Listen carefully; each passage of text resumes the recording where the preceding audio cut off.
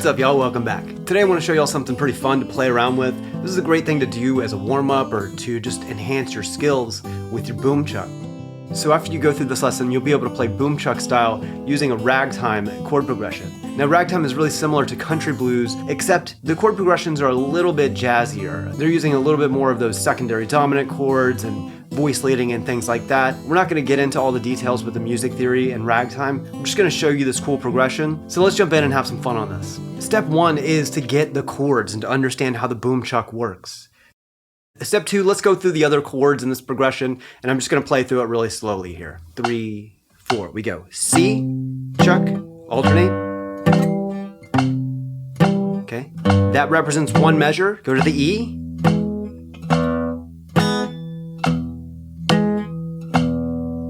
A minor. Remember this one we're alternating the bass. Now F.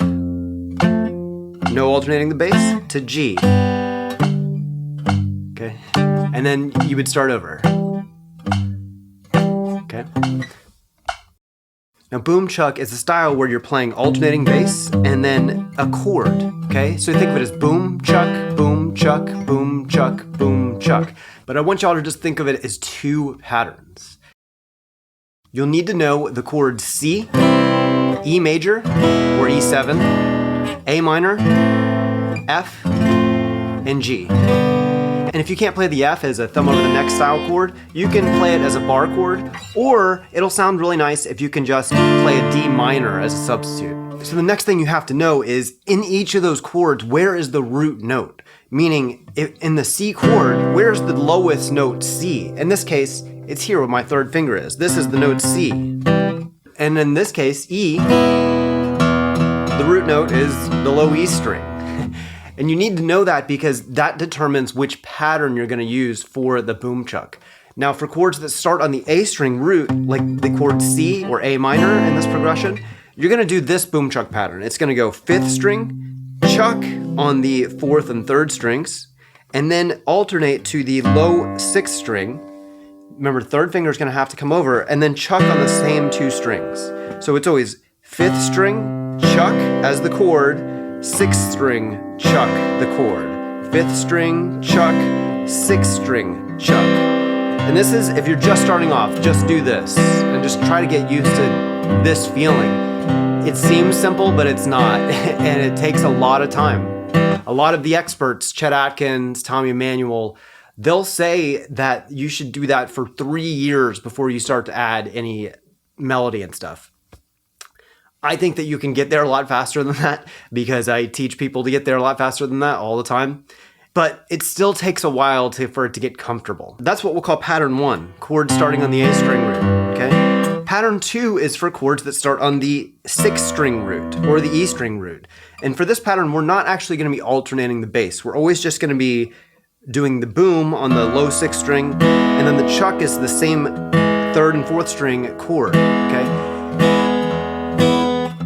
And just so you know, you can chuck a lot more. You can chuck like all 6 strings. It's kind of going to be up to you to know how much you're comfortable with chucking. A lot of times when you see this written in tab, actually almost every time you see this written in tab, it's just going to show you to chuck 1 string. And you'll see that it doesn't sound as good as it could if you chuck with a bigger chuck. This sounds more appropriate for the style. Okay, so back to pattern 2, it's just 6th string, chuck, 6th string, chuck. Let's start this chord progression with those first 2 chords. C, so we're going boom, chuck, alternate, boom, chuck, boom, chuck, alternate, boom. Now go to E chord, boom, chuck, back to 6th string, boom, chuck, boom, chuck, boom, chuck. That is it. That's all the right hand is going to be doing as far as the thumb. So you might think adding all those melody notes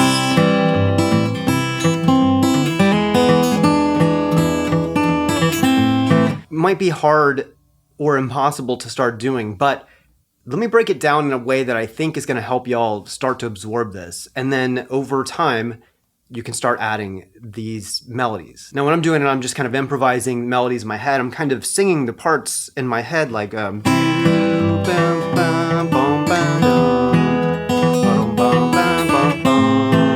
kind of just singing the part as I go. That comes with practice. But here's how you get to be able to do that. You first start doing the boom chuck. Make sure you can do the boom chuck through the whole progression. And then step 1 is just to pluck all 3 fingers on strings 1, 2, and 3 at the beginning of every measure. So it'd be like this. 1, 2, 3, 4. Pluck again. Pluck again on E. I'll just go through the whole progression like this. Pluck again on A minor, F, G. And this is a really important step to do because it activates the fingers all at once. So don't pass that step. Do a lot of this, what some people call piano style, and I refer to that in the course as well as piano style.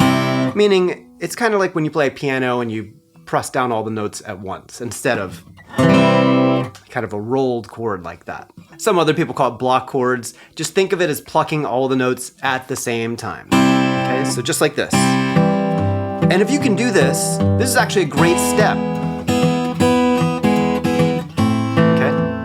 So that's step 2. After that, you want to start to see if you can alternate or just pick one of the fingers to do. Now I'm kind of going through these steps really fast. Again, I go through these steps in a lot of great detail in my course, Your Fingerstyle Guide. Check out the link in the description to get more information on that. I'm just going to pluck the E string with my 3rd finger every time instead of plucking the whole chord, okay? Now, this might seem easier, and maybe it is easier for some, but still don't skip that step with the all 3 finger pluck. So it's gonna sound like this, just the ring finger. 2, 3, 4, pluck. Now E. Now A minor. Now F. G6, and then back to C. Now on the G, sometimes you play G6, which is just the open E string. It's a lot easier to play and it comes up a lot, so play that. Okay, then you would kind of do that same thing, each individual strings. Second round, you would do maybe middle finger, middle finger, middle finger. And then just kind of hear how everything sounds, how this melody sounds. And kind of like how it almost builds a melody by itself. Third step, maybe just the index finger by itself.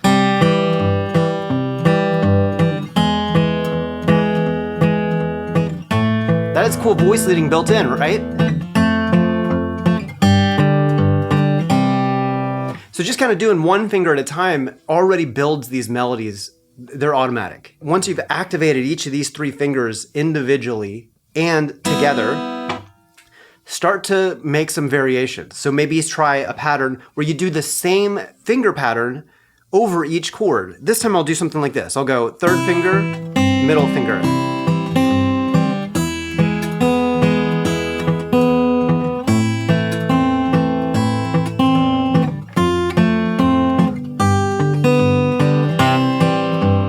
By doing this, it just makes melodies automatically. And it's really fun. The more you do it, the more you kind of build your intuition on where these melody notes are and what they sound like. Once you can kind of vary some of these fingers, the only other thing that you should do is take a look at each of these chords and then where some possible melody notes will be. It's almost always in the same spot, so let me show you where those are. Let's start from the high notes going down.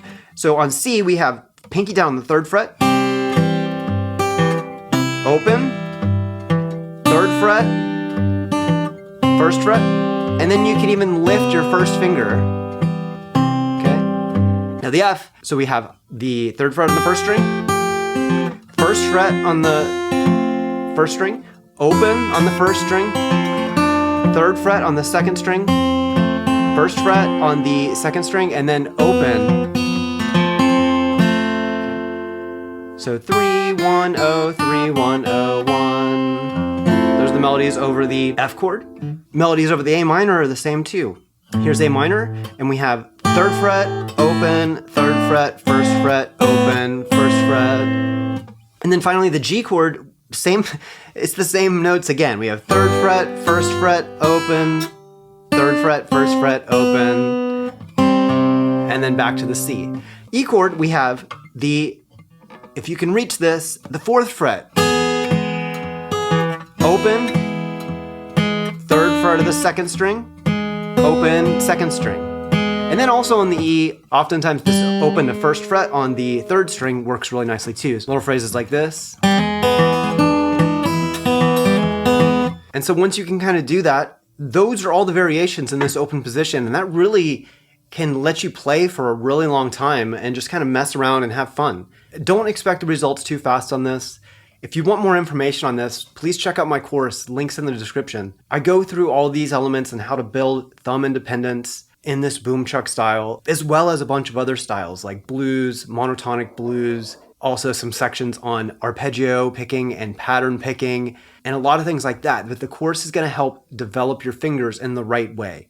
I will say that the course is fairly advanced, but a lot of beginner guitar players have had really good success going through if you start at the beginning and keep working your way through to the end.